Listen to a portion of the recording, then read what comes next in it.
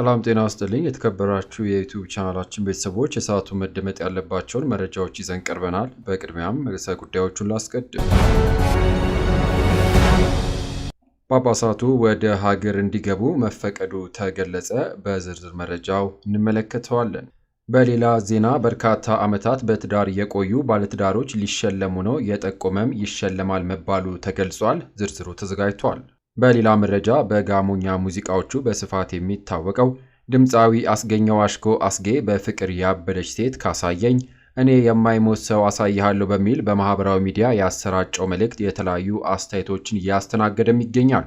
ታዋቂው ሙዚቀኛ ካስተላለፈው መልእክት አንጻር በዜና ክፍለ ጊዜያችን አንዳንድ ጉዳዮችን ለመዳሰስ እንሞክራለን። በሰዓቱ ታደምጣላችሁ። በሌላ ዜና የጠቅላይ ሚኒስትር ዶክተር አብይ አህመድ ወንድ ልጅ ሚሊዮን አብይ አህመድ አሊ በቅርቡ 7ኛ ዓመቱን እንደሚያከብር ተሰምቷል። ከጉርሻ ፔጅ ትውስታ ዝርዝሩን በመረጃችን ይዘነዋል። በሌላ መረጃ የተሽከርካሪ ሰሌዳ ለውጥ ለማድረግ የሚያስችል መመሪያ መጽደቁ ተገልጿል። በዜና ዘገባችን ዝርዝሩን ታደምጣላችሁ። ከውጪ በእስራኤል ተከስቶ የነበረው እሳት ዛሬም መባባሱ ተሰምቷል። ዝርዝሩን በመረጃችን ይዘነዋል። እነዚህንና ሌሎች ከሀገር ውስጥ ከውጭ የተሰሙ አጫጭር ዝርዝር ዘገባዎች በዚህ መረጃ ሰዓት አካተናል። ለቻናሉ አዲስ የሆናችሁ ሰብስክራይብ በማስከተል የደወል ምልክቷን በመጫን ቪዲዮ ላይክ በማድረግ በቆይታችን እስከ ቪዲዮ ፍጻሜ አብራችሁኝ እንድትቆይ በመጋበዝ ወደ ሰዓቱ ወደ ያዝንላችሁ ዝርዝር ዘገባዎች እናልፋለን። አብረን እንከታተለው። ክቡራን አድማጮች በቅድሚያም በርዕሰ ጉዳዮቹ ቅድሚያ ያስደመጥኳችሁ መረጃዎች ወደ እናንተ ላድርስ። ጳጳሳቱ ወደ እናት ሀገራቸው እንዲገቡ ተፈቀደ። ሲኖዶስ መንግስትን እንዲያናግሩ የወከላቸው የሲኖዶስ አባላት ከመንግስት ጋር በተደረገው ስምምነት መሰረት ሶስቱ ዶክተር ብፁዕ አቡነ ጴጥሮስ፣ ዶክተር ብፁዕ አቡነ ቴዎፍሎስ እና ብፁዕ አቡነ ያዕቆብ ወደ ሀገር እንዲገቡ የተፈቀደ ሲሆን ለሲኖዶስ የስብሰባ ጥሪም እስከ ሰኞ ተጽፎ እንደሚደርሳቸውም የመረጃ ምንጮቻችን አድርሰውናል። ስለ ብፁዕ አቡነ ሉቃስ ግን ምንም የተወሰነ ነገር አለመኖሩና እስካሁን በሲኖዶሱ ምልዓተ ጉባኤ ላይ እንዲሳተፉ ደብዳቤም እንዳልደረሳቸው ተገልጿል። ዘገባው የኔታ ቲዩብ ነው። በሌላ ዜና የጠቅላይ ሚኒስትር ዶክተር አብይ አህመድ ወንድ ልጅ ሚሊዮን አብይ አህመድ አሊ በቅርቡ 7ኛ ዓመቱን እንደሚያከብር ተገልጿል። ነገሩ እንዲህ ነው። ከ7 ዓመት በፊት አንዲት እናት ልጇን ኮልፌ ሰላምበር ትምህርት ቤት ጀርባ በፎቶ እንደምታዩት በጨርቅ ጠቅልላ ቁጭ አድርጋውም ትጠፋለች። በዚህም የአካባቢው ሕዝብ ተሰባስቦ ምን አይነት እናት ናት ሲል እናቲቱን መርገም ይጀምራል። ወዲያው ግን በማለዳ ኮከቦች ድንቅ ብቃቱን ያሳየን ሳጅን መኮንንና ጓደኞቹ ኃላፊነቱን ወስደው ወደ ፖሊስ ጣቢያ ከዛም ሕክምና ካሳከሙም በኋላ በ6 ኪሎ በሚገኘው ክበብ ፀሐይ የህፃናት ማሳደጊያ በጎ አድራጎት ድርጅት ያስገቡታል። ህፃኑ በዚያ ያለ አንድ ቀን የጠቅላይ ሚኒስትር ባለቤት ወይዘሮ ዝናሽ ታያቸው ወደ ማዕከሉ ለጉብኝት ሲሄዱ ያዩትና ታሪኩንም ይሰማሉ። ወዲያው ከባለቤታቸው ጋር ተማክረው ልጁን ወደ ቤተ መንግስት ወስደው ለማሳደግም ይጠይቃሉ። ልጁንም በህጉ መሰረት ወስደው ስሙንም ሚሊዮን አብይ አህመድ አሊ ብለው አሁን ላይ ሚሊዮን አብይ አህመድ አሊ ዕድሜው 7 ዓመት ሊሞላው ትንሽ ወራት የቀሩ ሲሆን በቤተ መንግስት ፍልስስ ብሎ ከ3 ሴት እህቶች ጋር መኖሩንም ቀጥሏል።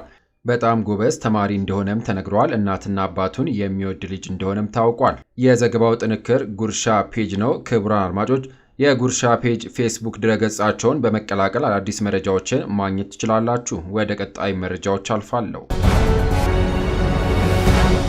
በሌላ መረጃ በርካታ ዓመታትን በትዳር የቆዩ ባለትዳሮች ሊሸለሙ ነው። የጠቆመም እንደሚሸለም የጥንዶችን የጋብቻ ቀን በማክበር እውቅና ሽልማት ሊሰጥ ነው። የአምኔት ኃላፊነቱ የተወሰነ የግል ማህበር በ2017 ዓ.ም ለ500 ኢትዮጵያ ጥንዶች የጋብቻ ቀናቸውን በድምቀት ማክበር ሲሆን ይኸውም የ10፣ የ15፣ የ25 እና የ50 ዓመት ከዚያም በላይ ጊዜ የቆዩ ባለትዳሮችን ያካትታል።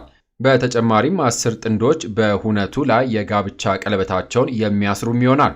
በመሆኑም በጠቅላላው 495 ባለትዳር ጥንዶችና 10 እጮኛሞች ግንቦት 17 ቀን 2017 ዓ.ም የኩነት ታዳሚዎች ይሆናሉ። ሐምሌ 6 ቀን 2017 ዓ.ም ልዩ ልዩ ሚዲያዎችን በመጠቀም ከተጋቡ ረጅም ዘመናት ያስቆጠሩ 20 ጥንዶች መሳጭና ትምህርት ሰጪ የሆኑ የህይወት ተሞክሮቻቸውን በሁነቱ ለታደሙና በሚዲያ ለሚከታተሉ የማህበረሰብ ክፍሎች እንዲያደርሱም ይመቻቻል።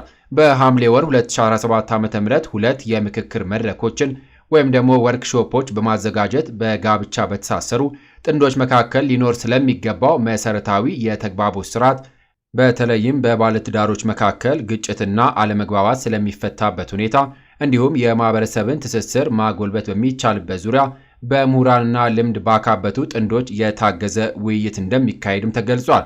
ይሁንና ለ50 ዓመትና ከዚያ በላይ ትዳራቸውን በስኬት የመሩ 3 ጥንዶች የጋብቻ ሕይወት ተሞክሮ በመገናኛ ብዙሃን ወይም በምስል፣ በፎቶ አውደሪ፣ በምስል ድምፅ፣ በቪዲዮ በልዩ ልዩ ብዙሃን መገናኛ መንገዶች አማካኝነት የሕይወት ልምዳቸውን እንዲያካፍሉ በማድረግ ህብረተሰቡን ማስተማር በጋብቻ ሕይወት ለረጅም ዘመናት በፍቅርና በመከባበር የኖሩ የ5 ጥንዶችን ልምድ በመጽሔት፣ በምስል፣ በድምፅ፣ በቪዲዮ፣ በድረገጽ መጣጥፎች ይቀርባል።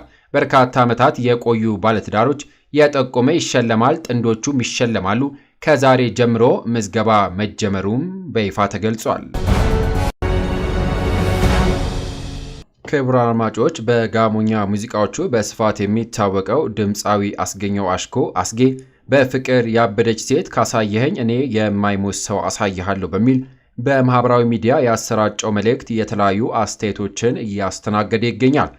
ታዋቂው ሙዚቀኛ ካስተላለፈው መልእክት አንጻር በዜና ክፍለ ጊዜያችን አንዳንድ ጉዳዮችን ለመዳሰስ እንሞክር። ልብ በል፣ መልክና ትዳር አይሆንም፣ የተስተካከለ ተክለ ሰውነትም ቤትህን አያቆምም።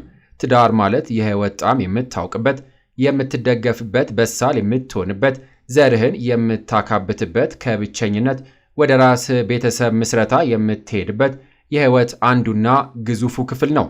መልክ ሳይሆን ላንተ ያላት አመለካከትን አስብ። ለዘላለም አብሮህ የሚኖረው ልቧ ላይ ያለው ላንተ ያላት ፍቅር ነው እንጂ መልክ እንዳልሆነም ተረዳ።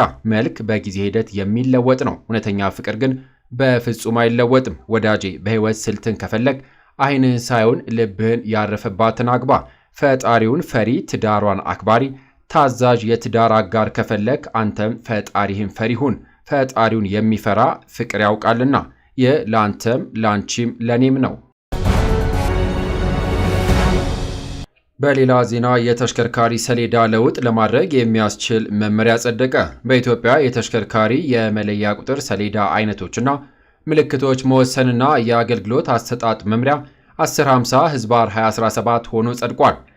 የትራንስፖርትና ሎጂስቲክ ሚኒስቴር አማካሪ ከድር ማግስት ኢብራሂም የተሽከርካሪ ሰሌዳ መቀየርን አስመልክቶ የዘርፉ የሥራ ኃላፊዎች ማብራሪያን ሰጥተዋል። በማብራሪያቸውም የሰሌዳ ለውጡ ዋና ምክንያት ኢትዮጵያ የተቀበለቻቸውን ዓለም አቀፍ ስምምነቶች ታሳቢ ያደረገ ሰሌዳ እንዲኖር ለማስቻል ነው ብለዋል።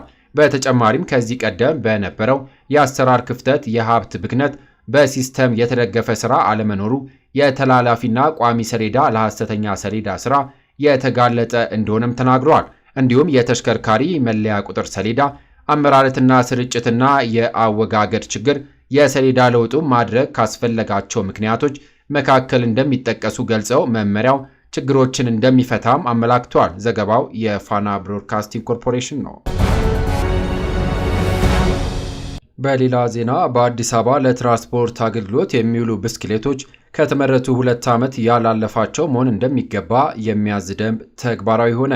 በአዲስ አበባ ከተማ በብስክሌት የትራንስፖርት አገልግሎት ለመስጠት የሥራ ፈቃድ የሚጠይቅ 300ና ከዚያ በላይ ብስክሌቶች ለአገልግሎት ማቅረብ የሚችል መሆን እንዳለበት የሚደነግግ ደንብ ሥራ ላይ ውሏል። ለአገልግሎቱ የሚቀርበው ብስክሌት ደረጃውን የጠበቀ ጂፒኤስ የተገጠመለትና የተመረተበት ዘመን ከ2 ዓመት ያልበለጠ መሆን እንዳለበትም አዲሱ ደንብ ይደነግጋል። ይሁንና የብስክሌት መጋራት አገልግሎትና የብስክሌት መስመር አጠቃቀም የተሰኘ መጠሪያ ያለው ይህ ደንብ በአዲስ አበባ ከተማ አስተዳደር ካቢኔ የጸደቀው ባለፈው ጥር ወር መጨረሻም ነበር።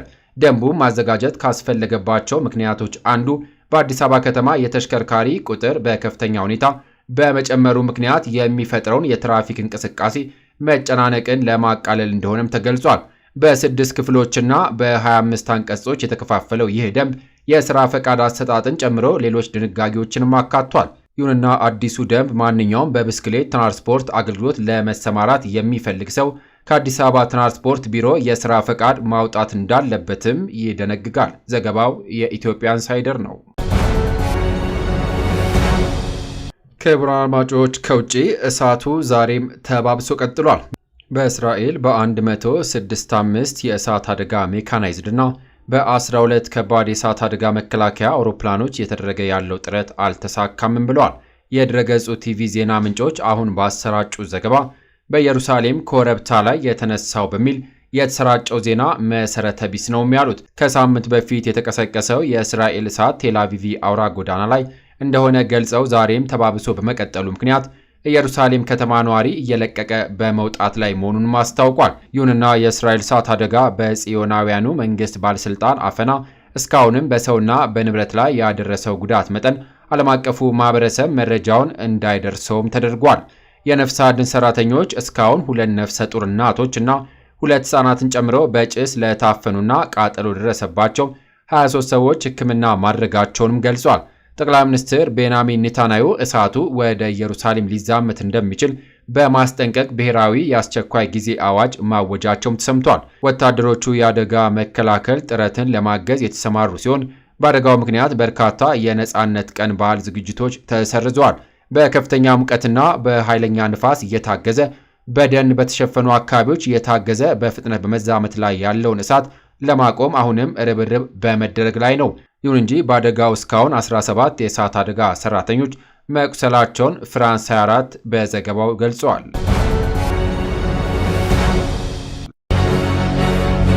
ክቡራን አድማጮች ከሀገር ውስጥ ከውጭ ለሰዓቱ ብታደምጧቸው ብለን የመራርንላችሁ ዘገባዎች እነዚህን ይመስሉ ነበረ። ከሰዓታት በኋላ በሌሎች በአዳዲስ ዘገባዎች እስከምንገናኝ ለሌሎች ለአዲስ መረጃዎች ተጨማሪ ትሩዝ ኢትዮጵያ ሶሻል ሚዲያን ሰብስክራይብ በማድረግ ቤተሰብ እንድትሆኑ ጋብዞታለሁ። በያለንበት የዓለም ዳርቻ ቸር እንቆይ።